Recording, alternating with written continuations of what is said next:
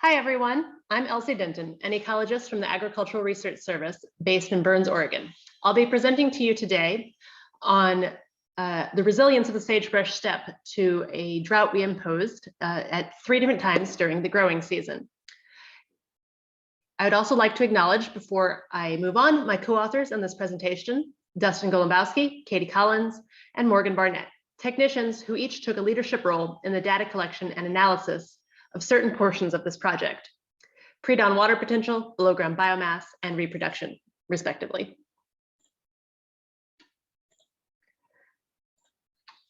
Plants don't grow well without water. I think we can all agree on that.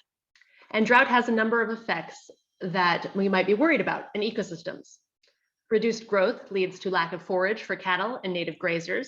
Early brown down results in a severe risk of wildflowers, fires, and less root growth or ground cover might result in increased erosion and reduced soil quality.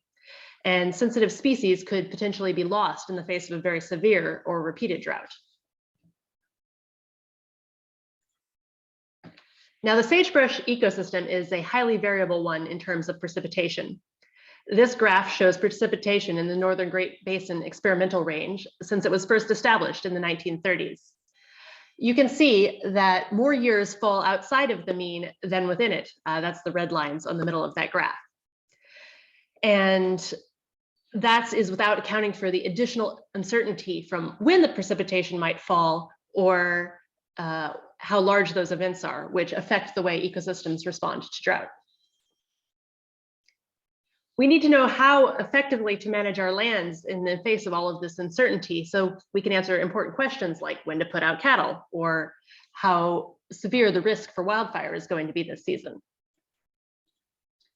A further reason it's important to understand how our ecosystems are currently responding to drought is that our climate is changing.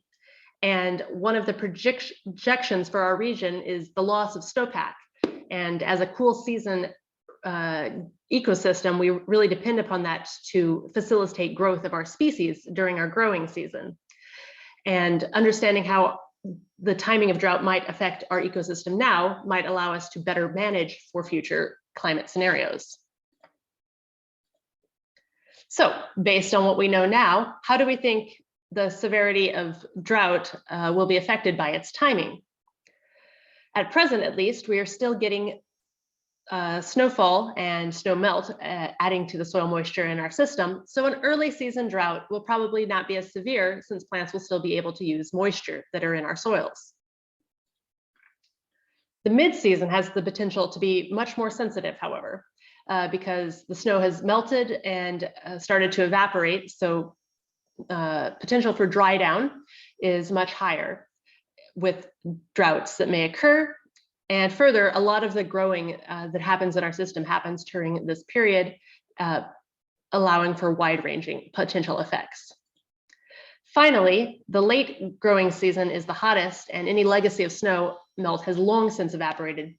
Some plants have already started to brown down during this period and will likely be unresponsive to precipitation's changes. However, a few species are busy putting out their reproductive effort at this point in time. So a drought occurring in the late season could potentially affect reproduction in later season species. So how did we test the effect of drought timing in our ecosystem? Well, in our ecosystem, which was an ungrazed sagebrush steppe intact since the 1990s, we imposed a 50% reduction in growing season precipitation at 3 time periods. That's roughly a removal of 46 millimeters of rainfall on average. We imposed this either early, so right as the snows came out, mid as the temperatures started to warm up, or late, catching the last of that 50% of the rain before it stops raining in July, which is the way our system works. We used the 30 years running up to this, our experiment, as our period to set what normal was. And in this case, we discovered that March 20th was the best time to start our drought, because that's about 50% of the time the precipitation that falls comes as rain and not snow. And in most of the years, there's not snowfall, so snowpack still on the ground, so that growth can actually begin.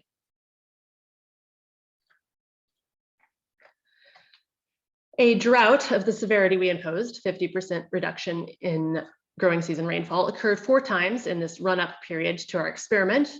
So it's definitely a severity of drought that is currently present, and so we can expect the way our ecosystem is responding to be indicative of the way it works in general. We set our treatments up in a block of 4 treatments with a control treatment that received long-term average rainfall, and then the 3 timings of drought, early, mid, and late. You can see on this slide the dates range those covered. Note that there is some overlap in what an early drought period is as compared to a mid, and what a mid is as compared to a late, date-wise. Then we measured, as you can see here on the left, these, or maybe it's your right, I'm not sure how these mirroring things work, but all of the different components we measured, and I will talk about them each in more detail going forward to assess the severity of our droughts and what was experienced. We did a pretty good job hitting our exclusion targets. We excluded between 46 and 46 and 51 millimeters of rain, though 2018, when we did this experiment, wound up being a pretty dry year. We actually had to add water back to plots that were not currently undergoing drought to get them up to the long-term average. The length of the droughts varied a little bit, particularly the mid-drought, because that wound up being our wettest month, and so the number of days required to get our exclusion was much shorter than the other droughts. So we successfully reduced precipitation, but did that change our soil moisture? Rather important for the way the ecosystem itself experiences drought. We measured soil moisture at 2 different depths, 0 to 5 and 5 to 10 centimeters. And here's a graph of soil moisture from our early drought. And you can see that green line as opposed to the blue, which is the early and control treatments respectively, is lower, but not very far. So that top soil layer was not significantly different in terms of moisture level than the control. The other lines are the other droughts that I'm not going to feature directly here.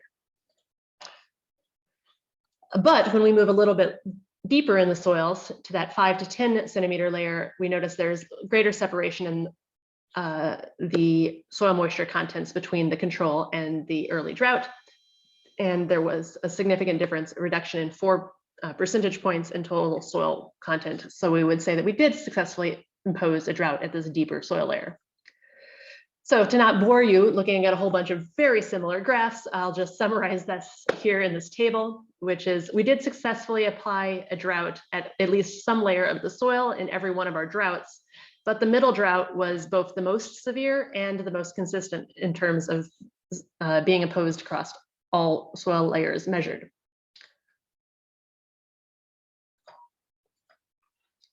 All right, so we did make our soils drier. But what did that mean for the plants? Did they actually experience drought? This is, after all, a semi-arid system, and plants are adapted to periodic dryness. We measured plants' ability to extract water from soils using pre-dawn water potential and a pressure bomb. The pressure differential necessary to force water out of stems is a corollary to the amount of resources a plant has had to invest to extract water from soils. More investment means the plants have been experiencing drier conditions on average. We assessed pre-dawn water potential in 4 of our common species to see if they were experiencing drought conditions. It's useful to think of these species in terms of those that green up and brown down early in the growing season, and then those that stay green later or maybe don't brown down at all, so our late season species.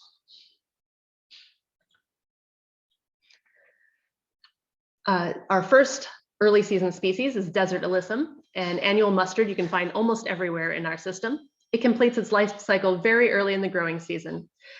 So we were only actually able to measure its water potential once after the early drought. You can see here by the lower psi, or pre-dawn water potential, that it was much tougher and riskier for desert alyssum to extract water in the drought plots than in the control plots, indicating that it definitely was experiencing the drought we have imposed. Likewise, Sandberg's bluegrass, a small stature perennial bunch grass, also completes its life cycle early, though we were able to measure this species' water potential after both the early and the middle drought. You can see at both time points, it is more costly for Sandberg's bluegrass plants to extract water from the drought plots than the controls, indicating that it experienced drought at both of these points. Also note on this graph that it is getting increasingly expensive to just extract water in general throughout the course of the growing season between the early and the mid droughts. In Thurber's needlegrass, a large stature perennial grass and the first of our later season species, you can see that extracting water from the soil for plant use becomes increasingly difficult as the season progresses, even into the late drought. But the only time we see a difference between the drought we imposed and the control plots is during that middle drought, the one we predicted might be the most severe. Finally, our keystone species, sagebrush, you can see that same increasing difficulty in extracting water throughout the growing season, but at no point was there a difference between our control plots and our imposed drought plots, indicating it didn't actually experience the droughts that we imposed. So, given that some of our species, particularly our early season species, did experience the drought we imposed, did we actually see any consequences in terms of biological outcomes? The first way we're going to look at this is in terms of growth above ground. To do this, after each drought period, we used an NDVI camera to assess the amount of greenness or active growing that was going on in the plots. An NDVI camera reflects the same wavelengths produced by chlorophyll, so it winds up doing a pretty good job estimating the amount of actual growth going on or above ground biomass being produced. It makes those green growing areas quite red in these photos, and then we assessed the amount of the plot that was actually green to measure the amount of growth. So our NDVI measurements did a remarkable job of tracking the phenology of plant growth throughout the growing season. You can see that in March, the greenness is quite low, indicating that the plants have just started to grow. But by the end of the early drought, when we next captured NDVI, the plots have reached their maximum level of greenness, indicating that they've produced their leaves and put up their flowering stalks and done most of the growth that they're going to do. Then during our middle drought period, you can see that there's actually just sustained level of greenness from when we assessed it in May to June. So it doesn't change much. The leaves that they have stayed out there and stayed green. Perhaps they produced a few more and lost some, but it doesn't change much. Just the plants were actively growing throughout this period. Then by the time we get to the end of the late drought, you'll notice a complete lack of greenness. Plants have browned down and senesced for the season, or completed their life cycle in the case of annuals. However, I want to point out, notice all of those overlapping confidence intervals, that at no point during the growing season did we see a difference in greenness between any of our drought plots and the controls. It seems that greenness was completely controlled by the pre-existing phenology of our system. So plants seem very resilient in terms of their greenness, but that's just a proxy for what's going on in terms of biomass. So we also looked at that biomass directly at the end of the growing season.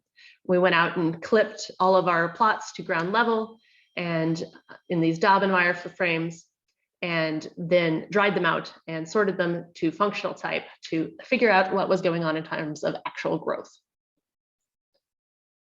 After converting to grams per meter squared, you can see that there is no difference in above ground biomass production between any of our drought treatments and our control, which is the one on the far side there. You can see also that there's really just not a lot of above ground growth going on in the season here. I think we have an average of about 20 grams per meter squared of green biomass produced over the course of the growing season, which is not a lot at all. There is a lot more dead material out there, really about 150 grams, which was not obviously different between any of our plots. So much more of the biomass on the landscape is dead than alive in a given year, though we also didn't assess what is like bound up in woody material like the sagebrush. However, the lack of response in above ground biomass that we saw total could be obscuring some sort of shift, say from large perennial grasses to small stature perennial grasses or the like. So we also assessed using a multivariate ANOVA all of our different functional types to see if they changed at all. We looked at large perennial grasses, small stature perennial grasses, annual forbs, perennial forbs, mosses, and shrubs, but like just the current year growth. And when we did that, we did see two differences pop out, though they're both only borderline significant. One, and they both occurred in the late drought. One is a reduction in biomass in large perennial grasses in the late drought, which could make sense. It might be a loss of those reproductive stalks that we talked about as a potential effect of our drought timing, but it's borderline significant, so definitely requires more investigation before we are convinced of that. And then also we have an increase in mosses, which makes a great deal less sense. Perhaps you have mosses pushing out large perennial grasses. But again, this one's only borderline significant and does disappear if you take out two outliers that have about 10 times as much moss as everything else. So while both of these possible effects are interesting and deserve more investigation, I don't know that they are true effects that we are actually seeing out on the landscape. Okay, so we've looked at biomass above ground, but what's going on below ground in our system? Unfortunately, we can't use a fancy camera to take a picture of the roots right after we imposed our droughts and seeing how their growth has changed. So instead, we use root ingrowth cores, mesh bags essentially, full of sifted soil that we put in at the beginning of a drought and took out at the end of the drought, and then processed later to see how much root growth actually occurred. I want to start by pointing out on this graph how much more root growth is taking place below ground than above ground growth is taking place. In the early period by itself, we have nearly 10 times as much biomass produced as was produced over the entire growing season above ground. I secondly want to point out that in both the early and the late drought periods, there's essentially the same amount of growth in the drought as in the control plots. However, in our middle drought period, which is the most productive by far in terms of root growth, there's a large reduction in the amount of roots grown in the drought plots. Only about half as many roots are grown, a loss of about 250 grams per meter cubed.